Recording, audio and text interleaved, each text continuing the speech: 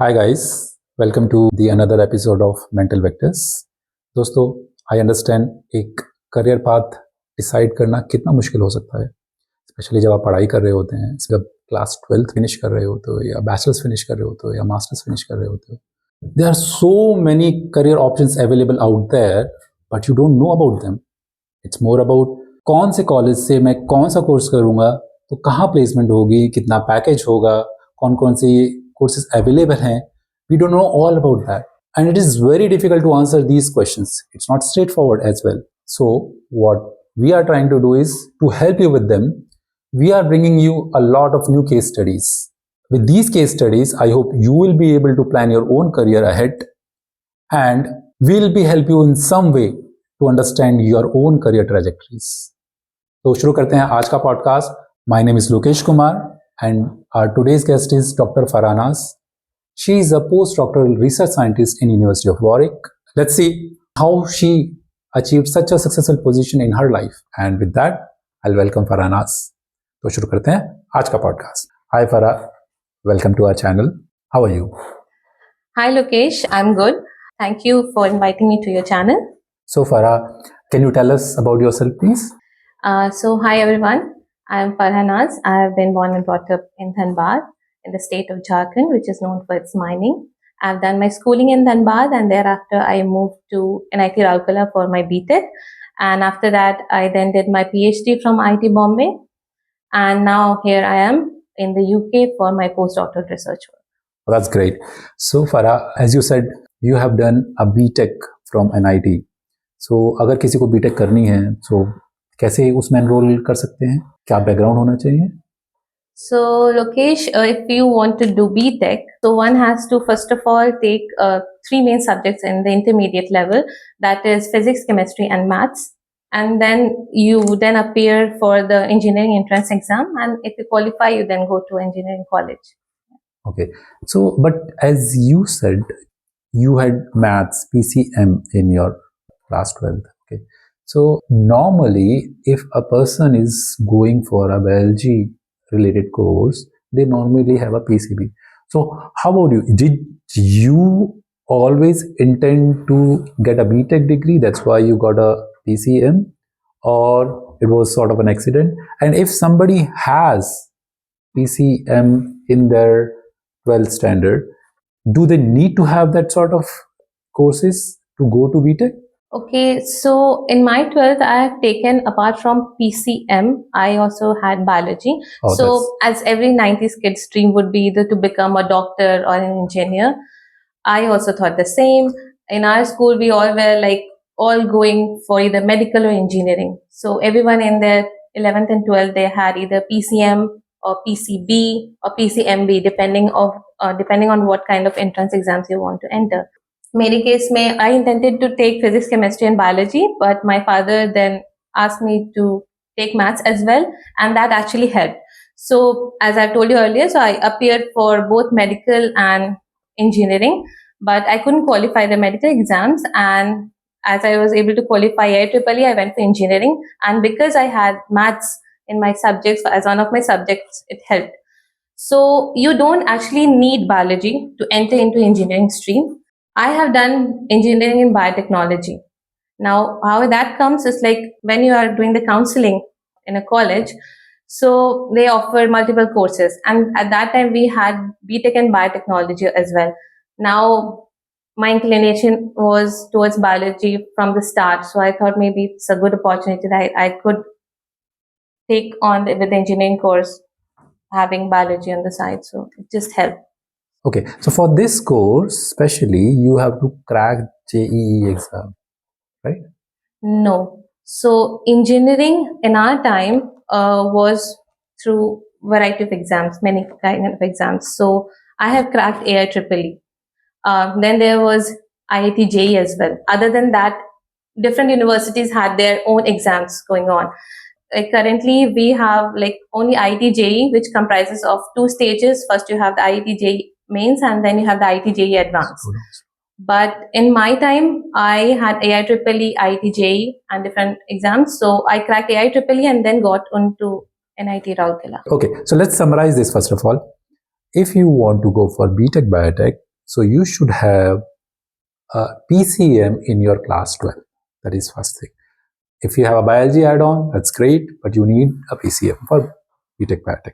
Second thing is, as you mentioned, there is one exam called JEE through which you can enter B.Tech Biotech, but there are other possible ways to enter in B.Tech Biotech. Now the question is, why B.Tech Biotech? What is so great about B.Tech Biotech? What are the courses in B.Tech Biotech?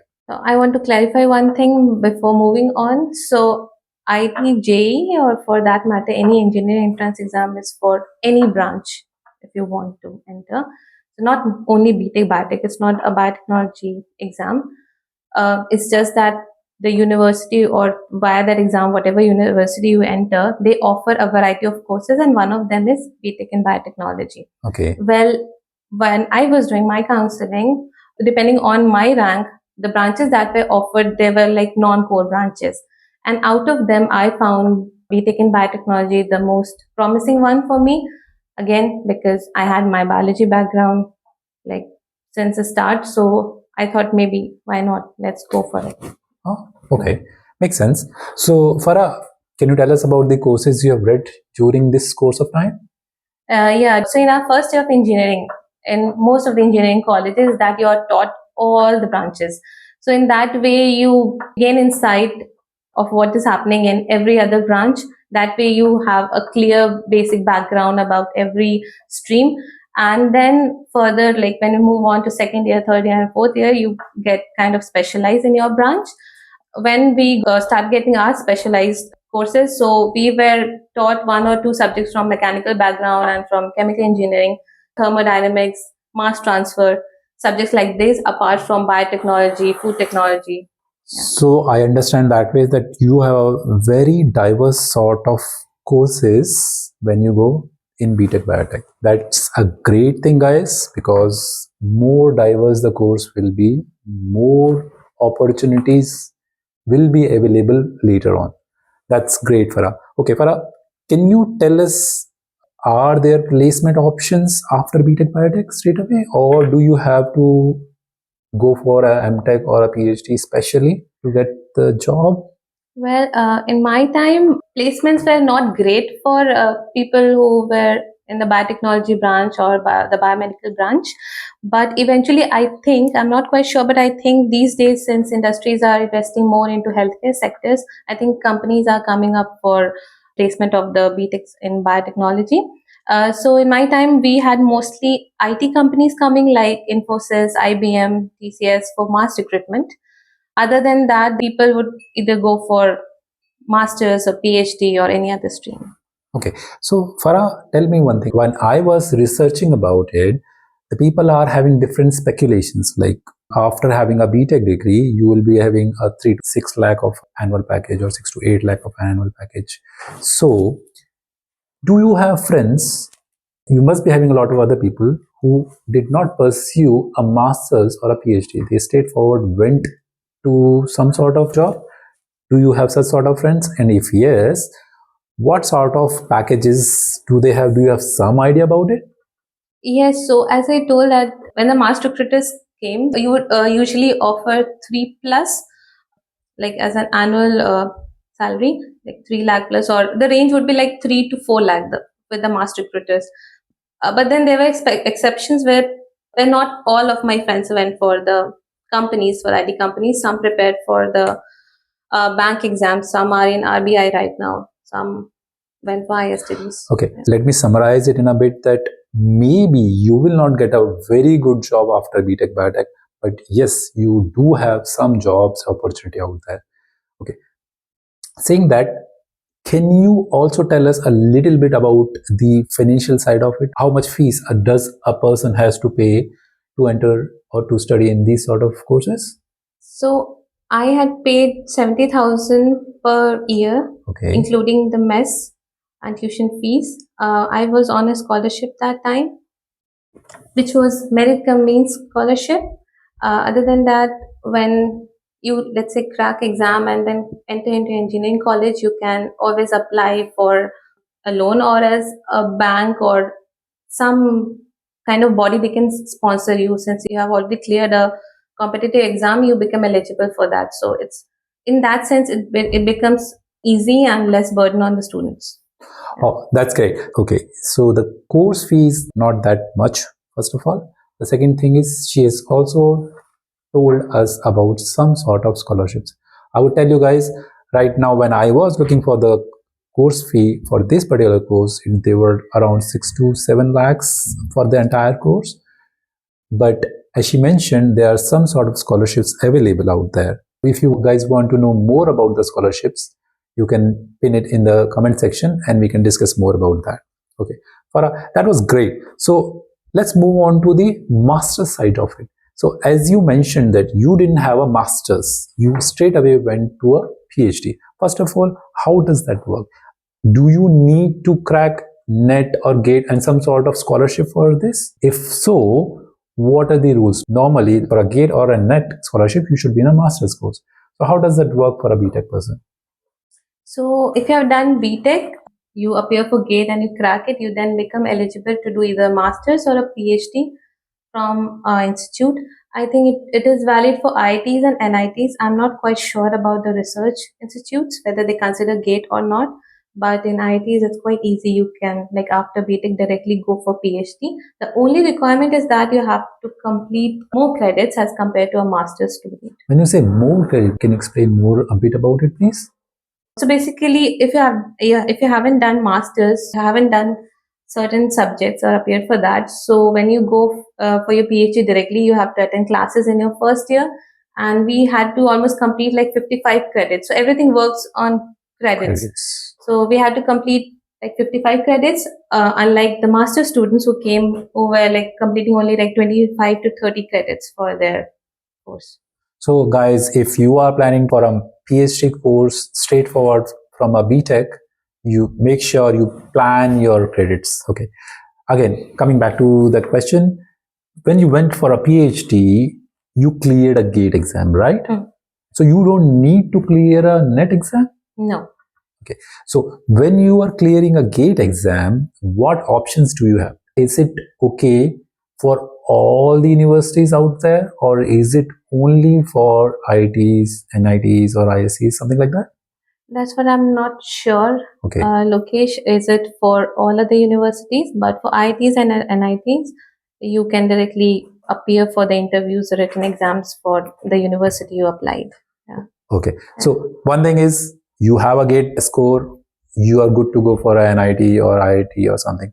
I should add on to this that if you can go for a NET exam as well in the 4th year of your B.Tech. If you are doing a M.Tech or a master's course, you can try to crack NET exam from the 1st semester onwards. But if you are doing a B.Tech, it should be in the 4th year of the course only. That's how the NET guidelines works. So Farha, tell us, after getting the NET score or a GATE score, how do you enter in the PhD? Do you have sort of interviews? Do you have another exam, or there are some other ways? Can you please tell us about that? So once you have your GATE scorecard, you then start looking for the universities you want to apply. For me, it was an engineering background. Our aim was, as I was in an IT, I thought of going to an IIT because I can easily get a PhD there. So I applied for it. We fill out the applications and then they call us for the interviews. So in my case, we had 2 rounds of interviews directly. There was no written test or anything. But currently, I think you go through via a written test, you clear it, and then you go for the interviews. Okay, sounds a bit challenging though. So I know a PhD is a very bumpy ride, but can you tell us, after finishing a PhD, do you straightforward get a good job somewhere? Did you try for jobs? Do you know friends who are doing some sort of good jobs after PhD from an IITs or IITs? Yeah, so again, after PhD, we don't have many job opportunities coming up. The industries don't pay you that well. So after doing a PhD, you don't want to go and work for like jobs which don't pay well. Anyways, I have a friend who comes from the bioscience department. She is in Biocon right now. She's earning good. I mean, a decent amount of money. Likewise, I have friends who then went into creating startups. So they're doing good. Okay, so I want to ask one more question for us. During the PhD, do you get some sort of stipend? And if you get some, how much are you getting? And is there any difference in a gate stipend or a net stipend or a stipend coming from a IIT or ISS as well? Yes, so when I joined as a GRF. So we are GRF for 2 years and then we convert into SRS.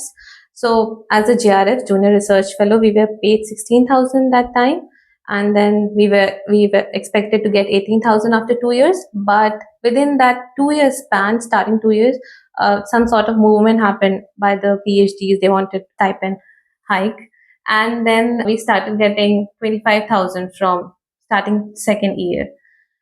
And then once, so we started getting 28,000. So it was 25 for a GRF and 28 for a SRF. So I started getting 28 directly. And then later on, I think more movements took place and it further increased. But yeah, I was stuck with the 28,000. But then once you complete like 5 years of your PhD, you are then offered by the institution to continue on similar stipend range. So I continued getting 28. So is there any difference between the net and gate scholarships? No difference at all. So whether you come after clearing net or gate, it doesn't make any difference. You are being paid the same. It's just that with net you have your own fellowship coming. With the gate exams, you are either paid by the MHRD or from the supervisor's grant. But in fact, I thought we were lucky to having paid by the supervisor's grant or MHRD, because the net people, for them the stipend would like, it got delayed all the time. So we were happy being paid by the MHRD anyways. But other than that, people who are on a joint program like ITB Monash, or like in the case of IIT Bombay, so people coming from ITB Monash or Prime Minister Fellows, they were paid good huge amount of money as stipend. So we envy them. So guys, अगर आपने B.Tech किया है और उसके बाद you don't get a decent job, you have an opportunity of enrolling yourself in a PhD where you are earning decent amount of money. That means it is good that if at all you're not getting a job, you can go for a PhD. Makes sense. Now Farha, tell us, since you said there are not many good jobs after PhD, what are the options do we have and what sort of career path you have decided for yourself? I would just like to add one thing, Lokesh. So after B.Tech, so B.Tech is such that you get to learn a lot of things, like from all streams. Apart from that, campus activities and things. So you are molded in such a way that you can adjust in any kind of environment. So after B.Tech, you have lots and lots of career opportunities. Even if you have done B.Tech in biotechnology and you think the only path left is a PhD, that's not true. You can actually do masters in any of the branch further. You clear the gate exams and then you can move on to computer science if you want, or any other branch. You can also go for MBA or a UPSC preparation, anything, whatever you want. So you are not restricted to one thing. That technical degree gives you some benefits of that. Oh, that's great. Yeah. So again, back to the question. Yeah. After PhD, what sort of options do we have? So after PhD, again, since the placements are not good for the biology people, you can go for either a postdoc, or maybe you're very much interested, you can again do a startup if you are talented enough. I think in my time, either PhD or then people would go for jobs. So I again have friends from different branches who went for jobs, or else some streams they accept, or some colleges they accept directly after PhD. You can become a PI, you can just start teaching. So I have a friend in IM who started right after PhD, so she's a faculty there. So it works like that. Oh, that's great. Yeah. So that means you have a lot of opportunities if you are done with your B.Tech course in an NIT or from IIT, or if you are done with your PhD from these reputed colleges. That's good. So she is doing a postdoctorate in University of Warwick. So Farha, how did you enroll in such a course or such a job per se?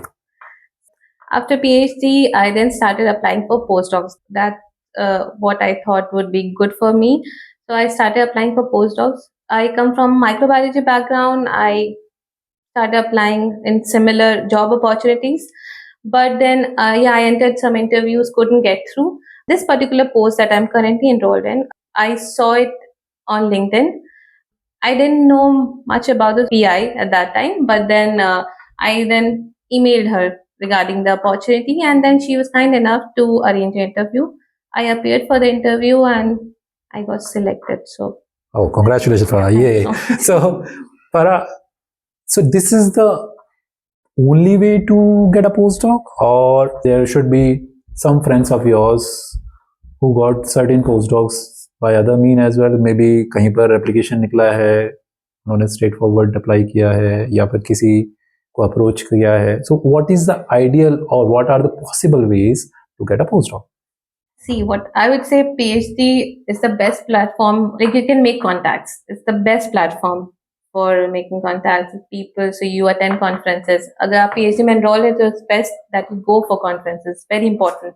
You go there, make connections with people, and thereafter you can directly email them. Actually, if they have some positions open, you can email them directly and ask if they would like to take you. That's one way where you know people directly. And another way is, of course, through advertisements. So that helps. And if you have a friend somewhere and if they like you to recommend you to their supervisor, and that's another path you can go for a postdoc.